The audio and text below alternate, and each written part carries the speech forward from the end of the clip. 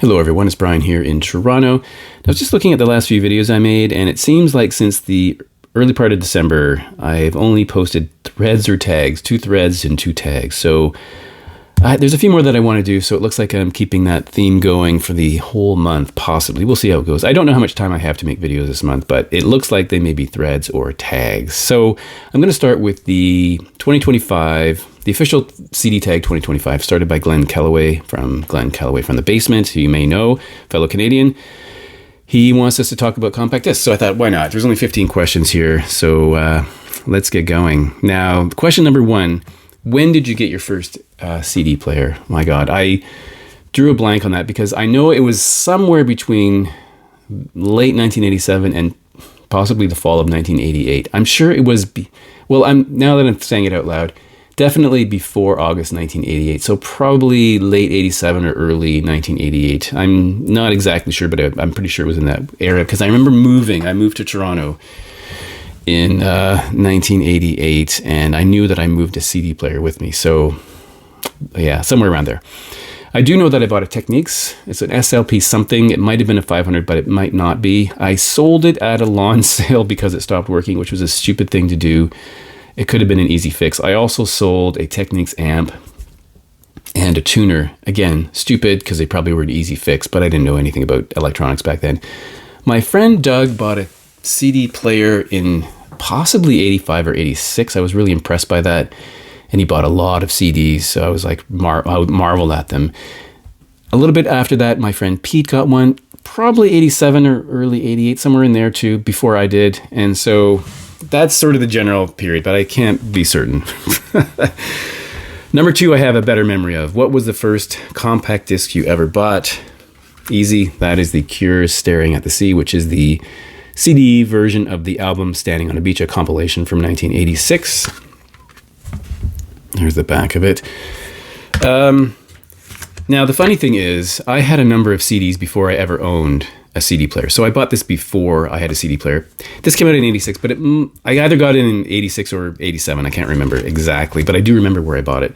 This is the kind of insert we had at the time, with just the track listing here and this glossary of D, D, D, A, D, D, and A, D. And at the time, I was really interested in DDD recordings.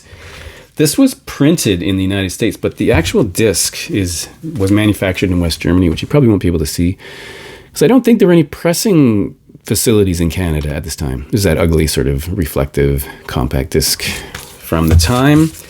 Now, I had a number of CDs before I had a compact disc player. Another one I had was the Smiths' Louder Than Bombs. And, I listened to that a couple of years ago just to see how it compared to the record. It sounds terrible. I think this one still sounds okay, but I think mastering has come a long way since then. Most recent CD you purchased? This is beautiful. A perfect question because it couldn't tie in any better to Glenn's channel because I don't buy a lot of new CDs, but excuse me, I do get stuff from thrift shops. So in a thrift shop recently, I bought The Lowest of the Low, Shakespeare My Butt. And if you watch Glenn's channel, you're going to know that he likes this band a lot. This came out in 1991. Canadian band. I think the 2 big tracks on here are Bleed a Little While Tonight and Henry Needs a New Pair of Shoes. They're still making music. They're still touring. It has an insert with the band, and it also has this fold-out lyric sheet, which is cool. So, Lowest of the Low. Number 4, approximately how many CDs do you have in your collection? 2,000-ish, approximately. Jewel cases or digipacks is question number 5. Good question. I have some sitting here that aren't actually part of this. They're duplicates, which is why they're sitting here. So these ones with the typical jewel case, I kind of have a love-hate relation with them because I hate the fact that this sometimes breaks and then you have a lid that's disconnected from the actual case. I hate the fact that these teeth sometimes break or collapse. I hate the fact that these cases sometimes get scratched and scuffed. I don't like that. I actually don't really like the fact that they're all a uniform size. I guess some people would like that. I find that a little strange. So I don't love these. On the other hand, these digipacks, I kind of feel the same way. I have a love-hate relationship with them because I like the fact that they're more flexible in terms of what you can do in terms of artwork, and it has a fold-out. But the paper, cardboard things tends to be fragile. I hate the fact that if these teeth break, then you're kind of stuck. You can't replace them. Sometimes they get flattened, but I do appreciate the format in terms of how it can look. So I guess my mind is not made up, but I guess if I were to choose one, I'd probably choose a digipack because I think they look better. Although I should say that I hate when they have the pockets that they slide the CD into. I think they can get scratched. Your best CD purchase of 2024. So I had a hard time answering that, but I'm going to go with this King Crimson collection, which has 3 compact discs in here. The first is Happy With What You Have to Be Happy With. We have Level 5. And then we have Electric Live in Japan 2003. Now, I already own Happy With What You Have to Be Happy With and Level 5 on separate compact discs, but this version came up when I was browsing somewhere, and I never had the Electric Performance from 2003, so I decided to get that because the price was pretty spectacular. So that's the track listing for each of them here. It's got, speaking of digipacks, I guess this is a digipack fold out, and this does have these slide-in pockets, which I don't love because I worry that they will get scratched. But the artwork here is pretty good. And this, of course, is the version of King Crimson with Adrian Belew, Robert Fripp, Trey Gunn, and Pat Mastelotto. And any version of King Crimson with Adrian Belew I love more than any other version. So I'm really happy with this. Show a live album on CD. All right, how about the Violent Femmes live in Iceland? This is Archive Series number 1. I don't know if there were more Archive Series. Live in Iceland According to Tradition.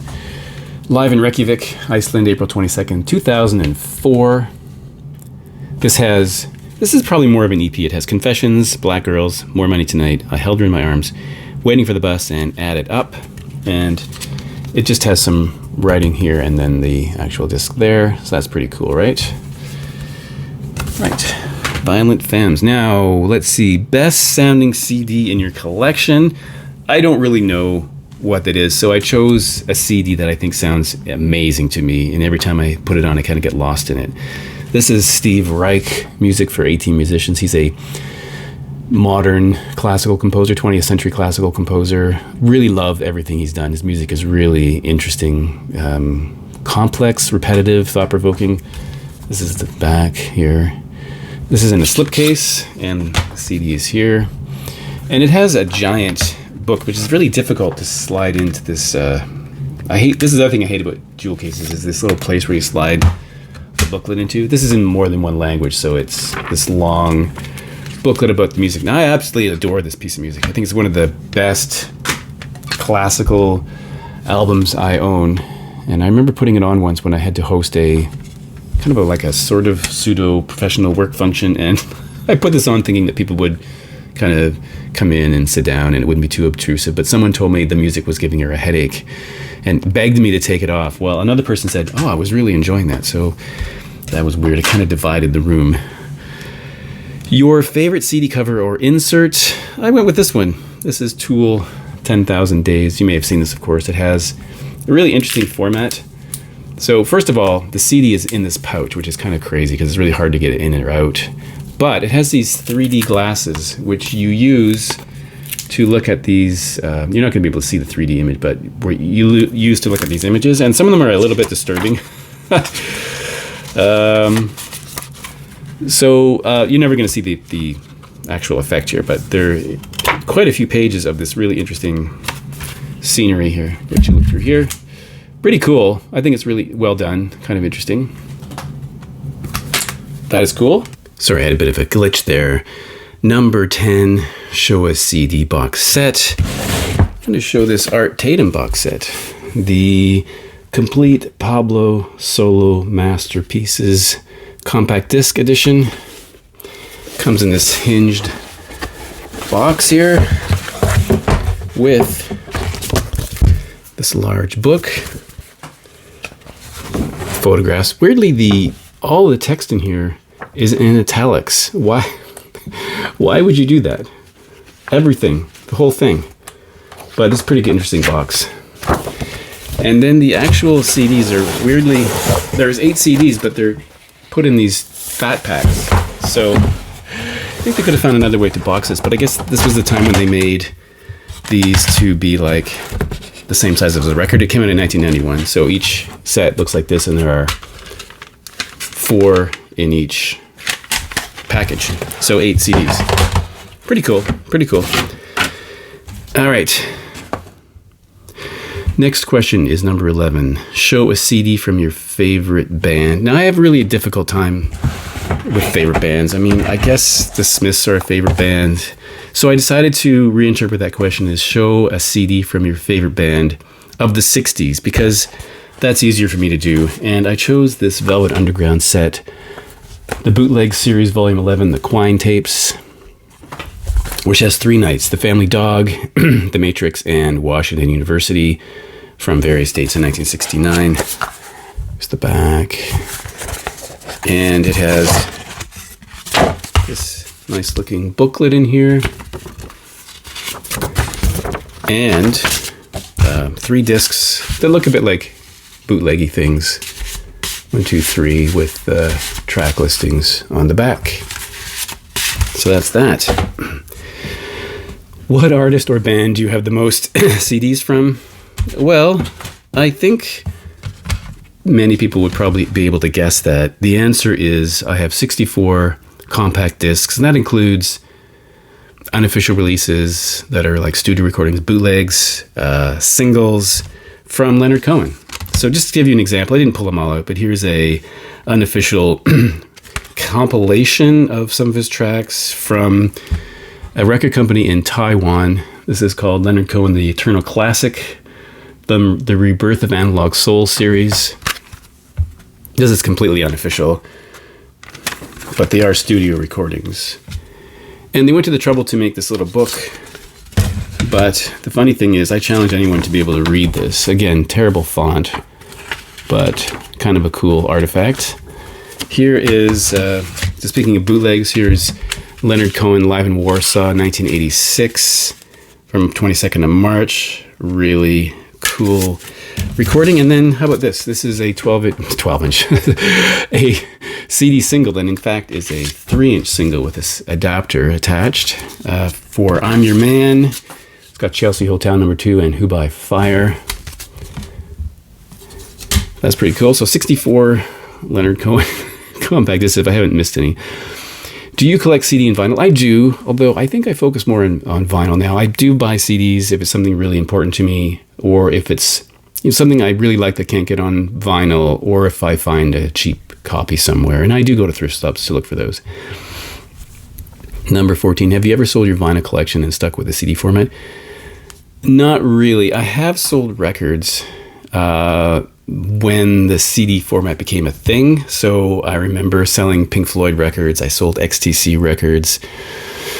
I don't want to, it's a horrible memory, but I did sell some thinking that CDs would be the thing that I would stick with, and I never did. So I bought CDs for a lot, especially in the later part of the 90s and 2000s. I bought a lot of CDs and then came back, of course, as many people did, to vinyl records. So I didn't ever completely abandon vinyl. I didn't ever, and the reverse is I didn't ever completely abandon CDs.